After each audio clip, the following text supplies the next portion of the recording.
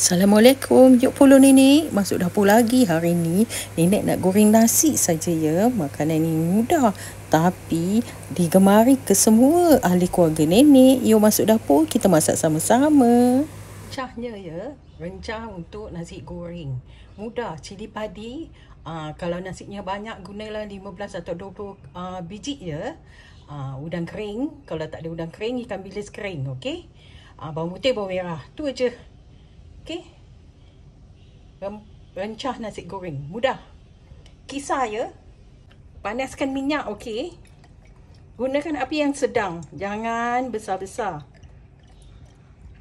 Masukkan bahan kisar tadi ya.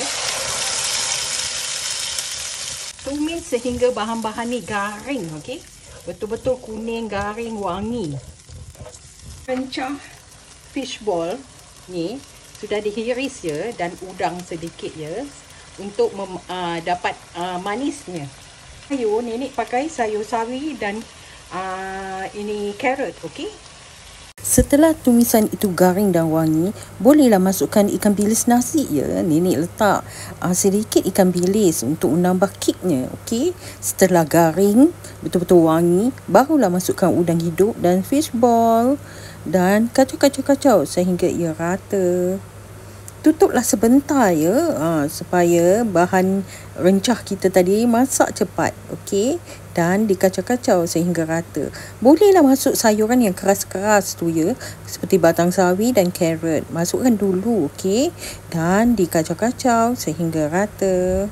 Dan tutuplah sebentar, okey. Setelah mendidih, kan keluarkan sedikit juicy dia tu. Bolehlah dimasukkan ke semua sayuran tadi ya. Nenek gunakan sayur sawi, okey. Tak apa, anak-anak nak gunakan sayur lain pun boleh. Sudah boleh masukkan nasi ya. Nasi ni yang sebenarnya nasi sejuk ya. Lagi bagus gunakan nasi sejuk. Jangan gunakan nasi panas.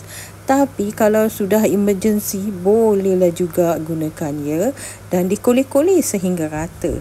Nenek masukkan sedikit kicap ikan ya. Dia cap sotong, okey. Dan dikacau rata. Nenek tak gunakan garam ya. Setelah masukkan kicap ikan ni, gaullah sehingga rata. Bolehlah rasa ya. Apa yang kurang boleh tambah. Nenek lubangkan di tengah. Kerana Nenek nak masukkan telur. Masukkan telur lebih kurang dalam 3 biji ya. Dan dikucuk-kucuk tengahnya ya. Setelah ia agak-agak masak gitu tanak, baru dah dikacau sehingga rata. Harus masak telur ni betul-betul tanak ya anak-anak. Sebab Nenek ni ada sakit kanser. Tak boleh makan bahan mentah ya. Mesti bahan dimasak dengan betulnya.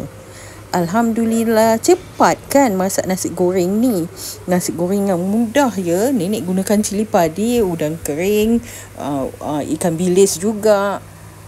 Nenek tak gunakan cili merah ke cili kisar ya. Jadi seolah-olah macam nasi goreng Cina, tapi tidak. Nasi goreng biasa saja. Alhamdulillah, terima kasih sudi kemari.